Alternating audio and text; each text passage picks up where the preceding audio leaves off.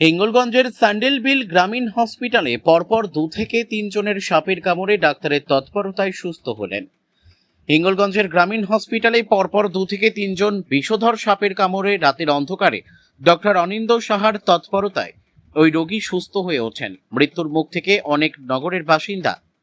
কনেকনগরের বাসিন্দা নিশীথ মণ্ডল ও 11 নম্বরের স্যান্ডেলবিলের উষা মণ্ডল রাতের অন্ধকারে সাপে কামড় দেয়।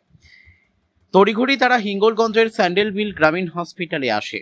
ডক্টর অনিন্দ সাহার তৎপরতায় চিকিৎসার পরে রোগী সুস্থ হয়ে যায় ও স্বাভাবিক অবস্থায় সাপের কামড়ে উষা মণ্ডলের মুখ থেকে ফেনা বের হয়। সেই সময় তড়িঘড়ি গ্রামের লোকজন তাকে হিঙ্গলগঞ্জ স্যান্ডেলবিল গ্রামীণ হসপিটালে নিয়ে আসে।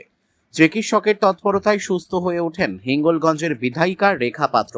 তৎপরতায় ও চিকিৎসক অনিন্দ সাহার তৎপরতায় সাপের কামড় রোগীর তার জীবন ফিরে পেলেন। পরিবারের তরফ থেকে স্যান্ডেলবিল গ্রামীণ হসপিটালের পরিষেবা খুবই সুন্দর ও ভালো ডক্টর অনিন্দ সাহাকে ধন্যবাদও জানিয়েছেন তারা। বসিরহাট থেকে প্রদীপ সরকারের রিপোর্ট, বিগ নিউজ বাংলা। আপনি যে অবস্থায় এসেছিলেন যখন সাপে কাটিয়ে পড়েছিল, এখন কেমন আছে আর কি সাপ কাটিয়ে এখন ভালো আছে মোটামুটি। কোথায় বাড়ি পুকুর পাশে, হ্যাঁ বাড়ি পুকুরের পাশেই কেটেছে। কি হয়েছিল? বাবাকে বাথরুম করিয়ে বাড়ি ফিরছিলাম, সেই সময় আসার সময় বন্ধ করে কেটেছি। তারপর কোথায় এলেন? আমরা হসপিটালে এসেছি, 9 নম্বর স্যান্ডেলবিল হসপিটাল। কেমন পরিষেবা পাচ্ছেন আপনি? আসা মাত্র ডাক্তার আমাদের দেখেছিল, এখন সুস্থ আছে, পরিষেবা ভালো আছে, ভালো। আপনার নাম? নিশীথ মণ্ডল। কোথা থেকে এলেন আপনি? কনেকনগর।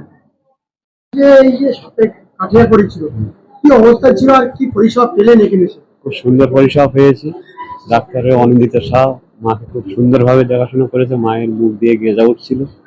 কি হয়েছিল? সাপে কেটেছিল কালার সাপে। এখন কেমন আছে? এখন মোটামুটি সুস্থ আছে, ভালোই আছে। পরিষেবা ভালো? পরিষেবা খুবই ভালো। কোথায় এটা? এটা 9 নম্বর গ্রামীণ হসপিটাল।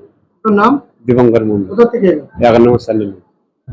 যদিও সাপে কামড়ানোর কথা আমাদের জানায়নি, উনি জানিয়েছিলেন যে ওনার বাড়িতে ইঁদুর আছে, তো ইঁদুরও কামড়ে থাকতে পারে, কিন্তু কি কামড়েছে উনি খেয়াল করেননি।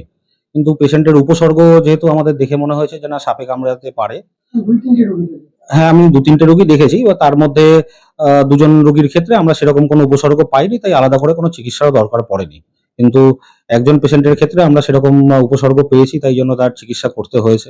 তো সেক্ষেত্রে আমাদের প্রচেষ্টার পরে সে পেশেন্ট এখন আপাতত সুস্থ আছে। আমার নাম ডক্টর অনিন্দ সাহা।